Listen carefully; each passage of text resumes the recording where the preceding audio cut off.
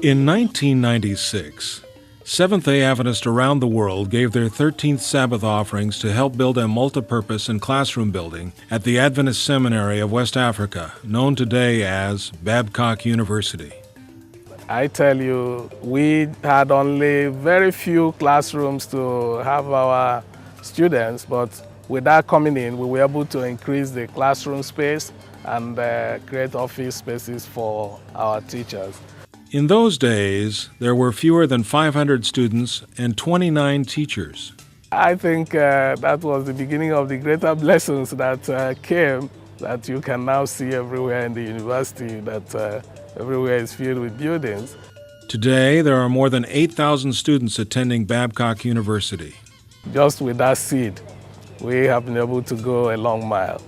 The university is named after David Babcock, who was a pioneer Adventist missionary in West Africa, and it is an important part of the church's mission to provide a quality education to the people of this division. Nigeria here received the message in 1914 with Pastor Babcock, who left Sierra Leone and brought the message here. We are told by our seniors that Babcock, there was a piece of land that was sold in Sierra Leone. He took the money and came here to start the work. Welcome to the West Central Africa region. If you look at a map of the African continent and find the Sahara Desert, you will find below it most of the territory known as the West Central Africa Division. The West Central Africa Division territory stretches from Cape Verde to Congo-Brazzaville and from Senegal to the Central African Republic.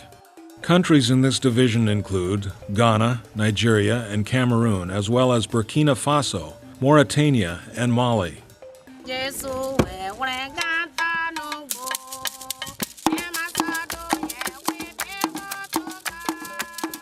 The rich history of this area has made it one of the most culturally diverse regions of the world. Originally home to African tribal and language groups, it was influenced by traders and settlers from the north, coming from as far away as Constantinople, known today as Istanbul, Turkey. Later Europeans colonized this territory. The British, French, Germans, and Portuguese all left their mark. Today, you can see how the religious landscape of this territory has been shaped by history, with a strong Muslim presence in the north and a mix of traditional African religions and Christianity in the south. This is a challenging region for the Adventist Church. Yet despite the challenges, the Adventist Church is growing. Today, there are some 866,000 Seventh-day Adventists worshiping in nearly 3,500 churches. Yet with a population of more than 360 million, there is still much to be done. The challenges are many. We don't want to call them problems, we call them challenges because we see in them an opportunity for God to manifest His glory. So those challenges are rather opportunities. No matter what you call them, they make sharing the gospel more difficult. Many areas of the world face challenges, but one challenge they face here is impacted by geography and climate. This part is dominantly covered by Sahara Desert, and therefore you have what I call physical or environmental challenge. You have a lot of drought here because it doesn't rain much. The lack of rain brings unique challenges to a church that baptizes by immersion. In some areas, there is not enough water to hold a baptism until the rains come. It's very difficult to take care of the people because sometimes they have drought and they can't harvest any crop, and you have to minister to them. And when it starts raining, it rains more than enough, so you have flooding. So the little that they have grown got devastated by flood.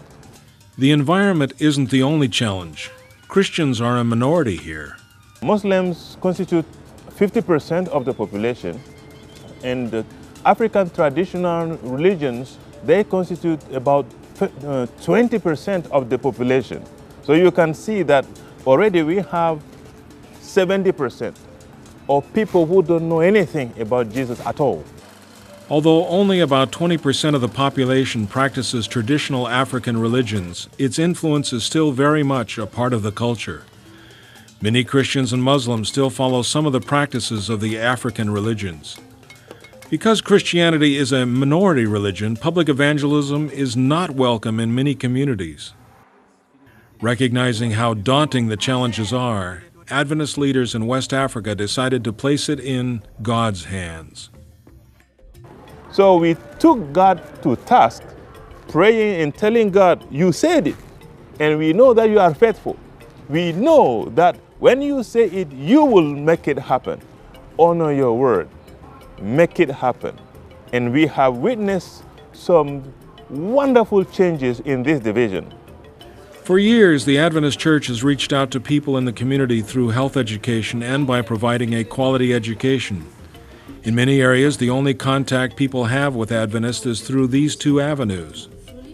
Today, we will focus on two countries where the Church is working to provide a quality education through new schools: Benin and Senegal.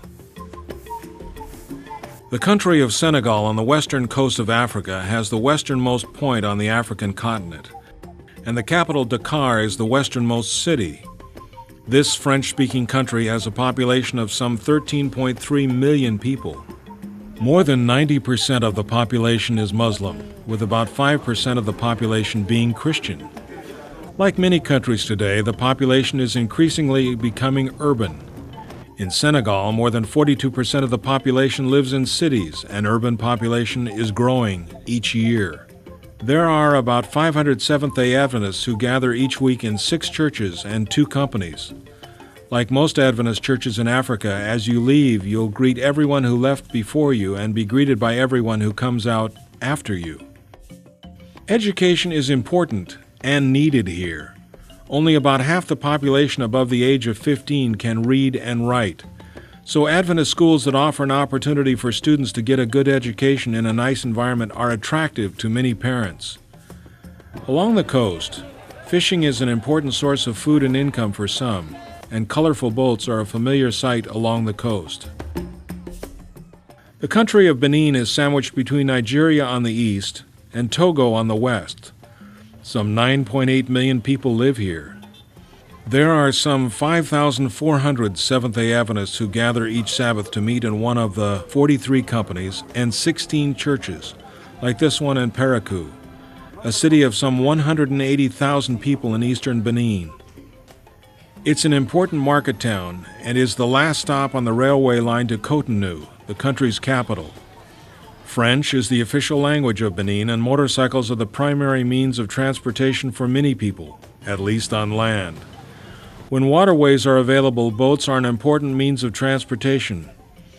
Although some 42% of people in Benin are Christian, there are about 17% who practice voodoo, the traditional African religion.